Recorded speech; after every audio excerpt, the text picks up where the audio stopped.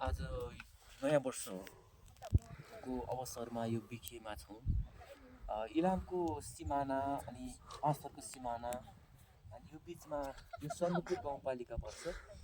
सन्दकपुर गाउँपालिकाको यो सिमाना बिखेमा आयो भने चाहिँ मन भुलिहाल्छ कि कतापट्टि घुम्ने कतापट्टि फोटो खिच्ने मन रमाउन थालिजान्छ, घर जानै बिर्सिदिन्छ। अझै यति धेरै घुम्न मन लाग्छ कि अझै बाँकी छ कि घुम्ने ठाउँहरू छ कि भन्दै फेरि फर्किनुपर्छ। अनि लामो वर्षपछि फेरि आएर आफ्नो फोटो खिच्यो भने त्यो फोटो पनि सम्झना मात्रै रहन्छ। जिन्दगी भनेको सम्झना नै सम्झनाले बनेको माला त रहेछ नि, आखिर के नै हो र।